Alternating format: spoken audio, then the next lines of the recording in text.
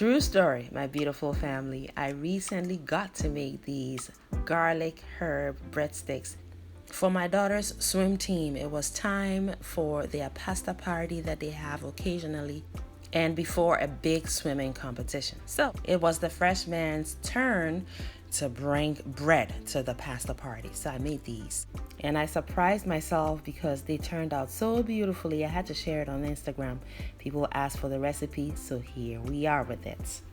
So far, I am blooming my yeast in some lukewarm water with a little bit of sugar for that sweet environment to allow that yeast to thrive.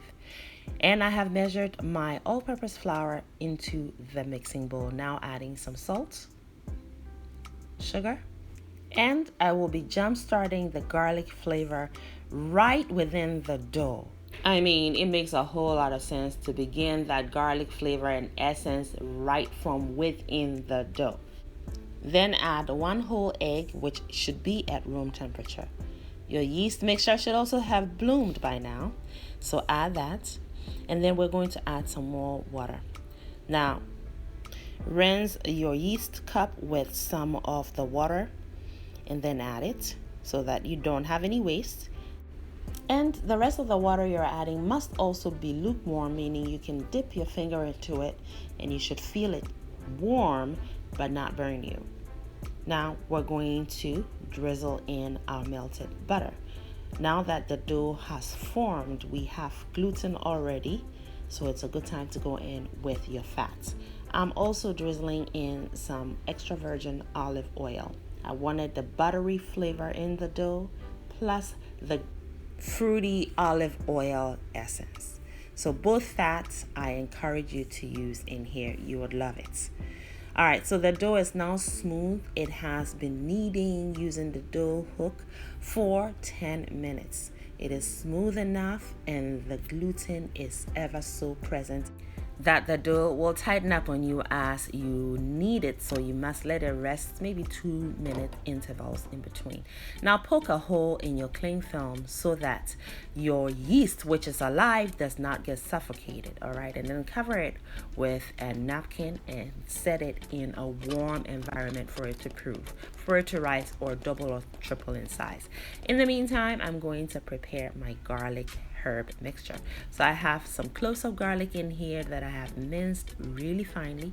Now I'm going to melt this butter in this extra virgin olive oil. I'm just going to melt the butter, friends. So do not cook it too long. Once all the butter is melted and the oil is heated up, take it off of the range and add your minced garlic.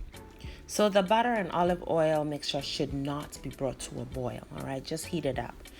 And with that residual heat, the garlic flavor should be able to infuse gently so that it stays nice and mild and not too harsh before it goes into the oven, as the garlic will cook some more while it's in the oven.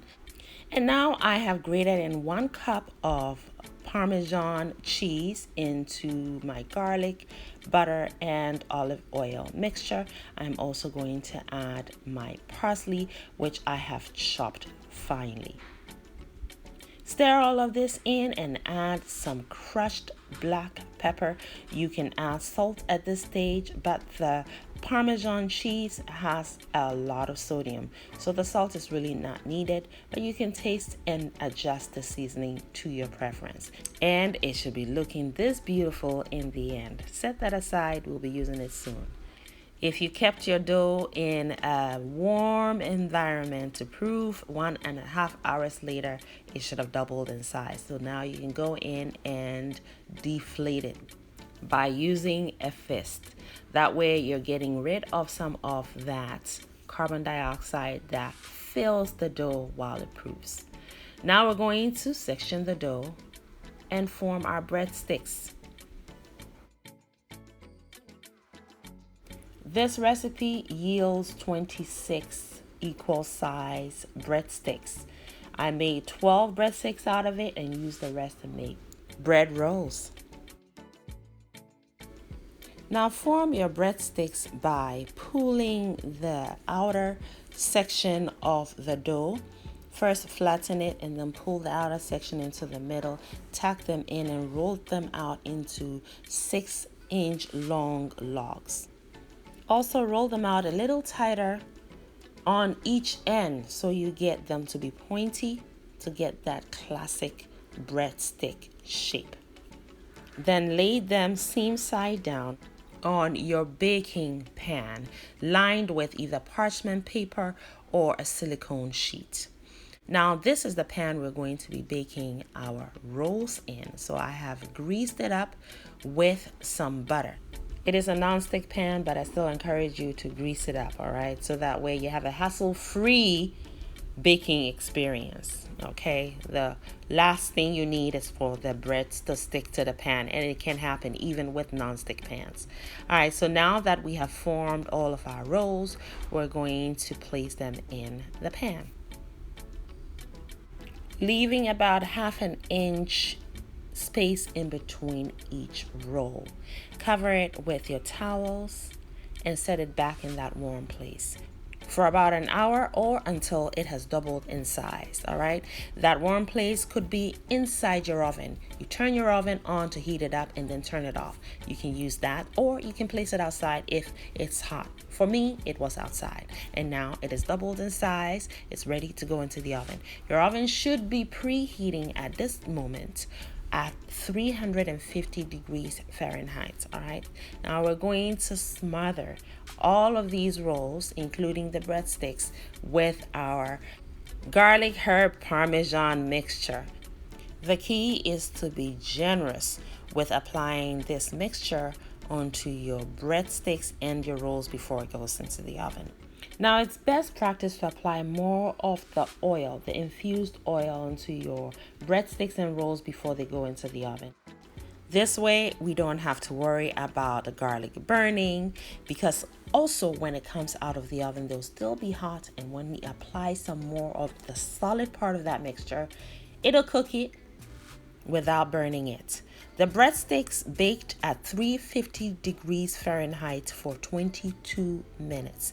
They're golden brown, which is stunning, and right after they come out of the oven, while they're still hot, now go and apply the solid part of your herb garlic mixture, which will also serve as your final garnish.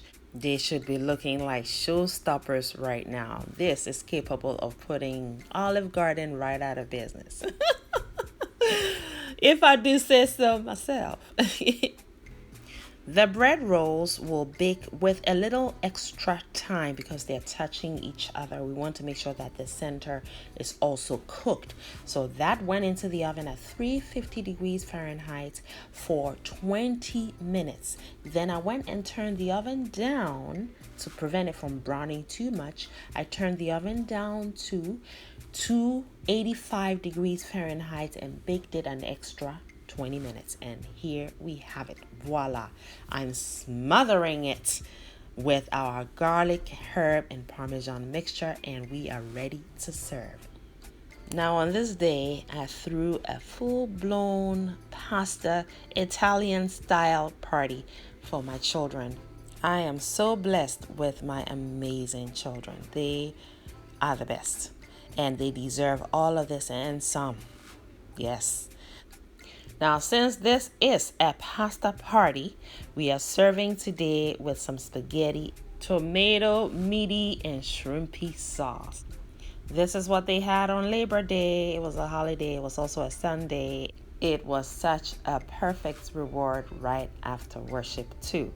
Now, I also made a quick and very, very easy to put together kind of salad made with tomatoes and cucumbers, as well as some onions. I have shared this recipe, a very similar one to this, recently on this channel. I just prepped the ingredients slightly different. Now, removing the bread rolls from the baking pan, the bottom looks perfect. Nothing was burned, so I am extremely excited. I am serving my children right now. All right, a little bit of pasta. Make the plate look inviting, pretty, mouth-watering, all of the above, and let them dig in. Now keep watching to see what the final presentation looks like and also what the bread themselves look like once you break them open. Quite exciting, friends. Now all three of them got some salad, even Zawadi, who doesn't like vegetables, but I always put some on his plate so he doesn't feel left out. It also hopes that he will eat some of it. You have to encourage him. And he surprised me by eating all of the tomatoes. That was exciting for me. So, friends, I hope that you are all inspired in many ways, as I have been from conception of the recipe, the idea, the video, trying out the recipe, adjusting some of the ingredients to get it perfect, serving it to my loved ones, and just seeing the joy in their eyes and the appreciation in their spirit. Also, see how soft and fluffy the bread looks on the inside. There's a slight bit of crunch on the outside, and that garlic herb essence is so pronounced it comes through in the best way ever. This recipe, if followed to the T, will turn heads guaranteed, okay, at your next party. It did that for me when I entered the room where they were having the swim party at.